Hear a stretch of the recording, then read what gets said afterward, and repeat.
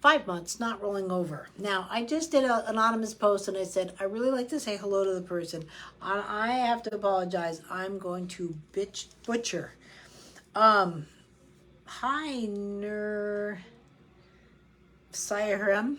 Hiram? Sorry. I apologize.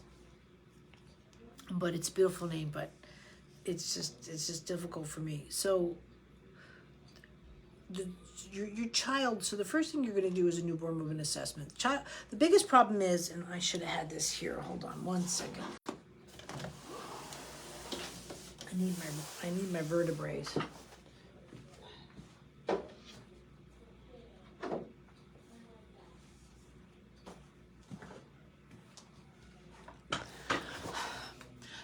For any crawling to happen, right? The vertebrae, we think of the spine. The vertebrae have to cross midline. That's not happening at all. So it's good to post up. Should have been caught earlier, but it is what it is. So when a child is in tummy time, right, the vertebrae should be doing this. And so when they start reaching and crossing midline in tummy time, now you have this, and this is crawling. Right? When you don't have those movements within the vertebrae, this is where the movements get stagnant, and that's what's happening with your child. So what's happening is, excuse me, I had a webinar.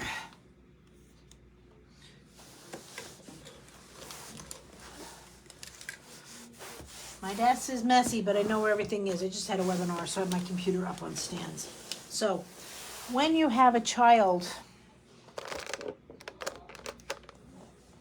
right, and you're thinking they're content in tummy time and they're doing all this, but the tummy time is not optimal, right? Because first of all, it was optimal tummy time, you would have had progression by now.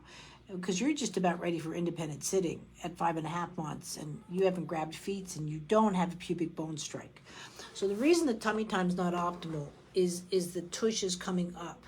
And you're seeing that, and that's when the head wants to come down, right? And also, too, you should see this, meaning, again, the vertebrae are crossing midline, and what you're doing is you're seeing this, right? You're not seeing that pre-crawl happening, and that's what should have happened as a pre-crawl from tummy time this way, and as they work their way up. You should have had a pubic bone strike, an airplane by now, and all of those kind of things, grabbing the feet. And I can tell you those haven't happened. So with the newborn movement assessment, you're going to go in and check the rotation. And you're going to see that it's laborious within the spine, right? But I want you to know where your score is at, especially since you've had a C-section and it's going to start looking at what needs to be done.